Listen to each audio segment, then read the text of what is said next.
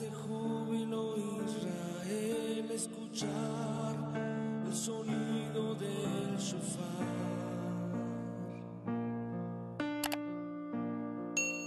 Shalom saudara-saudara yang dikasihi oleh Tuhan Yesus Kristus, oleh Yeshua Mashiach. Mari kita habiskan ibadah kita.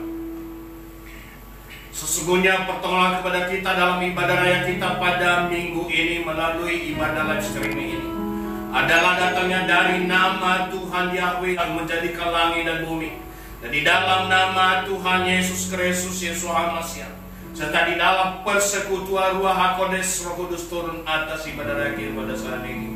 Haleluya, amin. Haleluya, haleluya. Bapa kami yang di sorga, dikuduskanlah namamu di dalam nama Tuhan Yesus Kristus. Ikadas semekan. Terima kasih Bapa, Engkau sungguh telah memberkati kami. Kiranya datanglah kerajaanmu dan Tabo Malkuteha pada saat ini di dalam hidup kami. Kami sudah memuji memuliakan namamu di dalam roh dan kebenaran, menyembah Engkau dengan hati yang tulus, hati yang kudus. Dan saat ini kami haus dan lapar ke kebenaran firman-Mu. Berbicara kepada kami yang lapar, kami siap untuk mendengar dan melakukannya. Kami mohonkan kuasa Roh Kudus-Mu mengurapi kami, beri kepada kami pengertian hikmat, sehingga kami mengerti dan dapat melakukan dalam hidup kami. Segala kuasa setan iblis yang mau mengganggu pemberitaan kebenaran firman-Mu, kami mau bersatu untuk mengusir menolaknya di dalam nama Tuhan Yesus. Dan pada saat ini kami memohonkan Engkau saja yang berbicara, mengurapi hamba. Terima kasih ya Bapa, dalam nama Tuhan Yesus kami berdoa. Amin. Salam saudara-saudara yang dikasihi oleh Tuhan Yesus Kristus. Pada saat ini kita akan kembali diberkati lewat kebenaran firman Tuhan. Oleh karena itu mari kita membuka firman Tuhan, Ibrani pasal 5 ayat 11 sampai dengan ayatnya ke-14. Demikian firman Tuhan. Panggilan supaya bertumbuh secara rohani. Mengenai dia ada banyak perkara pada kami, dan sulit untuk dikatakan karena kamu telah menjadi lamban dalam pendengaran. Sebab sekalipun menurut waktu seharusnya menjadi para pengajar, kamu masih lagi punya kebutuhan untuk orang yang mengajari beberapa dari kamu prinsip-prinsip dasar firman Elohim. Dan kamu telah menjadi orang yang mempunyai kebutuhan akan susu dan bukan makanan keras. Sebab setiap orang yang masih hidup dari susu tidak cakap di dalam firman kebenaran, karena itu masih kanak-kanak. Tetapi makanan keras adalah untuk orang-orang dewasa yang memiliki kepekaan yang terlatih melalui kebiasaan untuk membedakan yang baik dan yang jahat. Demikian jauh pembacaan kebenaran firman Tuhan kepada kita. Dan yang berbahagia adalah kita yang mendengarkan serta melakukan dalam hidup kita. Maranatha. Firman Tuhan kepada kita pada saat ini berbicara tentang menjadi dewasa secara rohani. Lalu bagaimana caranya? Langkah-langkah apa untuk menjadi dewasa secara rohani? Saudara-saudara, firman Tuhan adalah kebenaran sejati yang tidak bisa diganggu-gugat, yang tidak bisa diubah oleh siapapun. Lewat firman Tuhan tadi, prinsip pertama adalah mau dibersihkan oleh firman Tuhan. Dibersihkan oleh firman Tuhan itu ya bagaimana? Ibrani pasal 4 ayat 12, sebelum pasal-pasal 5 ini, saya baca kepada kita demikian. Sebab firman Elohim yang hidup dan yang berkuasa dan lebih tajam daripada pedang bermata dua manapun, dan yang menusuk hingga memisahkan jiwa dan roh, juga sendi-sendi dan sumsum, dan yang sanggup membedakan pikiran-pikiran dan niat-niat hati. Di dalam ayat pasal 4 ayat 12 ini berbicara tentang firman hidup. Kain berkuasa, punya otoritas, lalu kemudian lebih tajam daripada pedang bermata dua, karena tajamnya hanya firman yang bisa memisahkan antara jiwa dan roh. Dalam bahasa Ibrani dikatakan jiwa di situ adalah nefas dan ruah. Jadi akan memisahkan nafas dan roh. Yesus berkata kepada kita, kepada murid-murid, kepada semua orang yang mempercaya kepadanya dan yang mempercaya kepada dia, dalam Yohanes 15 ayat 3 dikatakan apa? Kamu memang sudah bersih oleh karena firman yang telah kukatakan kepadamu. Firman yang kukatakan kepadamu artinya firman yang dikatakan oleh Tuhan Yesus. Kenapa firman? Kenapa harus dibersihkan oleh firman? Mazmur 33 ayat 6 dikatakan, melalui firman Yahweh langit telah diciptakan dan semesta alam diciptakan oleh nafas, oleh nafas mulutnya. Tidak semua orang tahu bahwa alam semesta ini dijadikan oleh firman. Dalam Kejadian pasal 1 ayat 1 berkata, Bereshit bara Elohim et hasamayim et haaret tohu wabau merakefet al panai. Bereshit bara. Bara itu artinya Tuhan ciptakan dari tidak ada menjadi ada hanya dengan firman. Tapi berbeda dengan waktu menciptakan Adam dan Hawa. Tidak memakai kata bara, tetapi memakai kata asa. Artinya apa? Tuhan yang bernama Yahweh itu menciptakan Adam dan Hawa bukan dari yang tidak ada, tapi dia ciptakan dari yang sudah ada, diambil dari debu tanah. Makanya manusia itu mulia dari ciptaan dibanding dengan ciptaan yang lain. Kedua, setelah dibersihkan oleh firman, maka berikan diri sebagai persembahan yang hidup kepada Tuhan. Roma 12 ayat 1. Oleh karena itu saudara-saudara, melalui kemurahan Elohim aku menasihatkan kamu agar kamu mempersembahkan tubuhmu sebagai persembahan yang hidup, yang berkenan, yang kudus. Itu adalah ibadahmu yang sejati.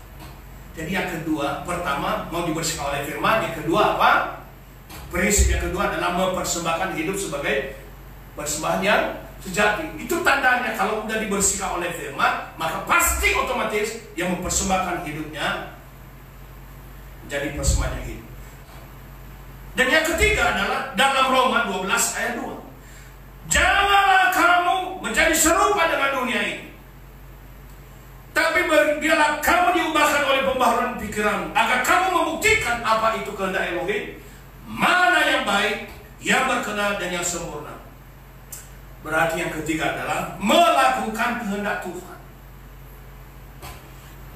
Prinsip yang keempat, memiliki pikiran yang positif.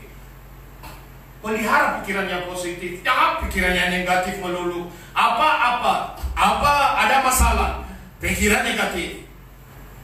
Nah, firman Tuhan katakan di dalam Filipi pasal 4 ayat 8, memiliki pikiran positif. Selebihnya, hai saudara-saudara, apa saja yang benar, apa saja yang mulia, apa saja yang adil, apa saja yang suci, apa saja yang menyenangkan, dan apa saja yang patut dipuji, sekiranya ada suatu kebajikan dan sekiranya ada suatu pujian, pikirkanlah hal-hal itu. Jadi ada 8 hal yang perlu kita pikirkan dalam pikiran positif, yaitu yang benar, yang mulia, yang suci, yang menyenangkan, patut dipuji, kebajikan dan pujian. Itu luar dasar. Yang kelima, prinsip yang kelima, memiliki hidup baru. Sesungguhnya yang lama sudah berlalu, yang baru sudah datang. 2 Korintus 5 ayat 17. Jika seorang ada di dalam Kristus, Di dalam Yesus Masih adalah ciptaan yang baru. Apa yang lama sudah berlalu, dialah segala sesuatu sudah menjadi yang baru. Luar biasa kan? Kalau orang yang hidup di dalam hidup baru itu memiliki 9 buah roh. Apa saja itu? Galatia 5 ayat 22 sampai 23. Yaitu apa? Buah roh adalah kasih, sukacita, damai sejahtera, kesabaran, kemurahan, kebaikan, iman, kelemah lembutan, pengendalian diri. Ada 9. Jadi orang yang mau hidup, memiliki mau hidup dewasa secara rohani, dia harus memiliki hidup yang baru. Dan hidup yang baru itu adalah hidup di dalam roh, dipimpin oleh roh, memberikan dirinya dipimpin oleh roh. Orang yang sudah dipimpin oleh roh itu pasti memiliki kasih, pasti memiliki sukacita, pasti ada damai sejahtera, pasti ada kesabarannya, ada kemurahannya, ada kebaikannya, memiliki iman. Katakan amin. Yang keenam, prinsip yang keenam adalah menambahkan dalam hidup 7 hal penting. Luar biasa ya. Menambahkan dalam hidup kita 7 hal penting. Apa 7 hal penting itu? Di dalam 2 Petrus 1 ayat 1 sampai 7. Yang pertama-tama apa? Iman. Jadi iman adalah dasar dari segala sesuatu. Itu makanya lambangnya seperti itu. Iman adalah dasar dari segala sesuatu. Lalu iman itu harus ditambahkan kebajikan. Setelah itu naik pengetahuan, penguasaan diri, ketekunan, kesalehan, kasih. Kalau Anda sudah punya ini, pasti sampai ke sorga. Kenapa? Karena hanya 3 hal yang tinggal nanti, yaitu iman, pengharapan, dan kasih. Yang paling besar di dalamnya adalah kasih. Makanya Tuhan Yesus katakan, kasihlah Yahweh Elohimmu dengan segenap hatimu, segenap jiwamu, segenap akal budimu, dan segenap kekuatanmu. Disitulah tercakup seluruh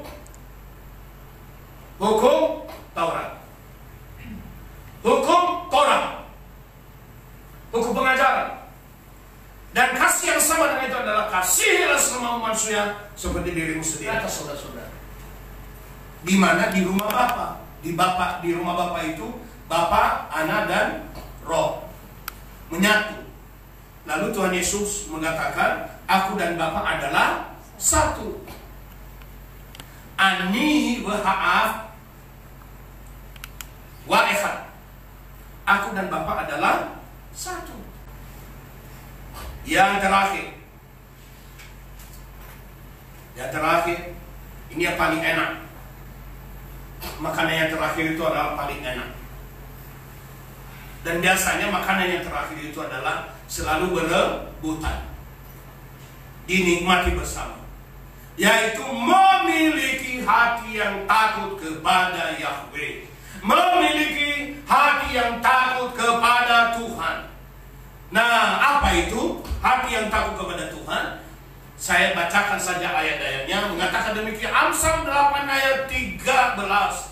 Takut akan Yahweh adalah membenci kejahatan. Aku benci kepada kesombongan dan kecongkakan, serta jalan-jalan yang jahat dan mulut yang menentang. Berarti orang yang takut akan Tuhan itu adalah kudus. Maka dia membenci yang jahat. Kalau engkau sudah hidup di dalam kebenaran, pasti benci terhadap kejahatan. Tidak melakukan kejahatan, tidak melakukan sombongan, tidak ada kecongkakan, tidak ada kecurangan, tidak menipu, tidak membohongi orang. Orang yang takut akan Tuhan. Di dalam Mazmur 19 ayat 10, takut akan Yahweh itu suci, tetap bertahan selama-lamanya. Penghakiman Yahweh itu benar, mereka bersama menjadi benar. Jadi takut akan Tuhan itu adalah suci, dan itu selama-lamanya, dan dia menjadi benar.